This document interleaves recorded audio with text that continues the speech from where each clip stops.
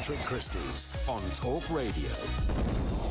Yes, okay. Is really getting back to the office the way to build your career? That's what Rishi Sunak seems to be saying. I'm joined now by Mal Fletcher, chairman of 2030 Plus Futures Forum, on whether the office now has any place in our day-to-day working lives post-COVID. A lot of us, of course, well, most of us, frankly, were not in the office, were we, for a very, very long time because we were all self-isolating, locked away, never to see the light of day. But now we're being told maybe we should get back at it. And some people are going, yeah, you know what? I quite like working from my spare room. I quite like being able to wander over to the fridge. I quite like not putting pants on in the morning. Mal, how are you? I'm well, Patrick. How are you doing? Good. Have you got pants on now? I have indeed. Have you? Prove it to our on. YouTube viewers, Mal. No, I won't ask you to, just in case you haven't. I've been there before. But look, Mal, the office as we know it, is it dead, do we think? No, it's not dead, but it has to change. I mean, commuting and office work, as you say, have been hit hard by COVID. But before the pandemic, more than 20% of European workers spent 90 minutes a day commuting to work. In London, for many people, it's more than that. That is going to change for the post-COVID generation. In a Europe-wide study earlier this year, Patrick, 34% of people said they'd even accept a lower paid job if it meant they could work from home part of the time. And of course, any reduction in commuting is great for the environment. For some employers, it's good because it increases worker satisfaction and productivity, but it presents challenges for collaborative innovation because if people are going to have ideas together, they often do it better in a physical space. Doesn't it also mean that you're more likely to get on? Because I think a lot of the time your boss will be in the office, or certainly some of the higher ups will be in the office. Because let's be honest, maybe if you're a big boss of a big firm, you probably are maybe of a certain age, you're more used to that more linear way of working. They're more inclined to be sat around a desk. And if you want to schmooze and do the old brown nosing stuff, you've got to be there, haven't you?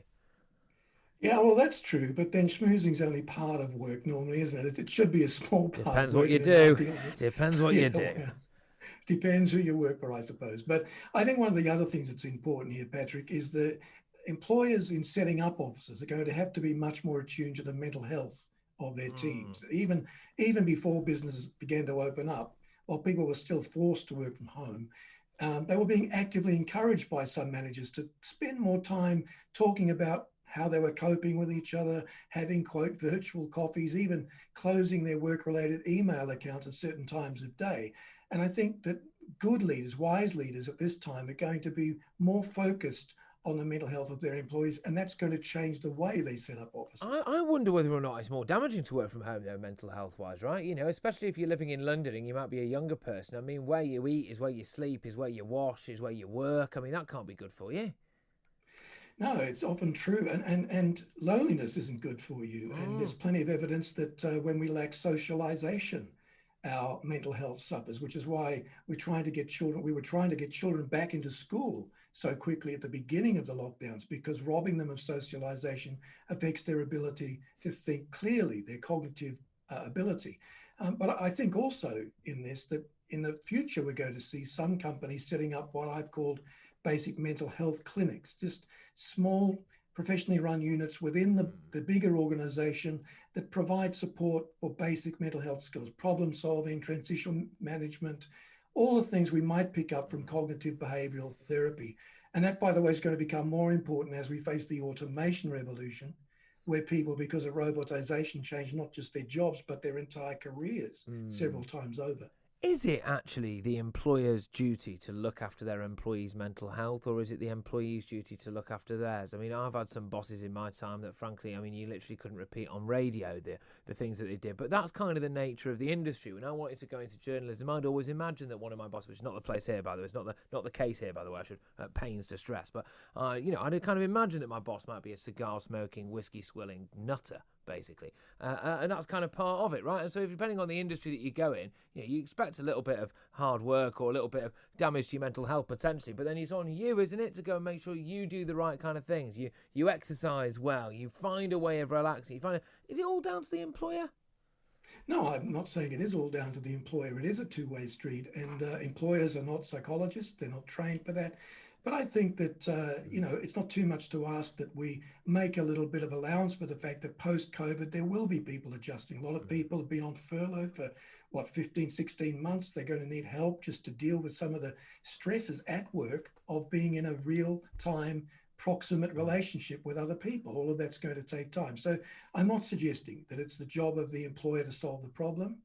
I'm suggesting that we need to make allowances for people to solve the problem with help. Do you think that COVID has accelerated the inevitable? Obviously, coronavirus, clearly a disastrous thing, right? But the fact that maybe we were heading this way anyway, right? Maybe we were heading to an exodus from the city. These big businesses, why are they forking out, in some cases, undoubtedly millions of pounds a year in rent for your big traditional city centre office space? Why are we doing that? Does COVID kind of just fast forwarded us a little bit, and now we're living in the future?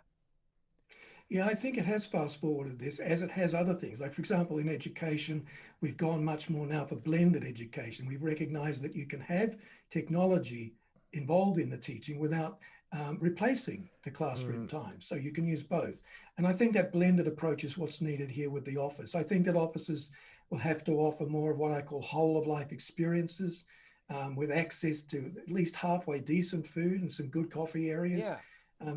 Bigger offices now are starting to give opportunities for exercise in the workspace and staggered working time, so that if you've got to travel on the tube, you can choose when you want to travel.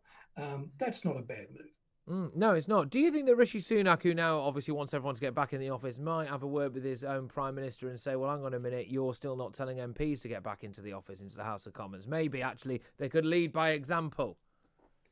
Yeah, well, that's true. I'm not exactly sure that Rishi Sunak's onto the right thing anyway, because I think that people need time. The emotional response to an emergency event, Patrick, isn't this true, always outlives the regulation about that event. So we've seen this time and again, even in recent history over the last few decades, with different emergencies, like 9/11, for example. People didn't fly in planes in America for 3 months. Entire airlines were going into Chapter 11 bankruptcy. And it wasn't directly the work of terrorists that did that. It was the fear that came on the back of the work of terrorists that did that. So the emotional response takes time. And I think that they try to push people into work in offices too quickly without employers having a chance to set it up right. It could be counterproductive. Mal, thank you very much for your time. Lovely stuff. Mal Fletcher, their chairman of 2030 Plus Futures Forum.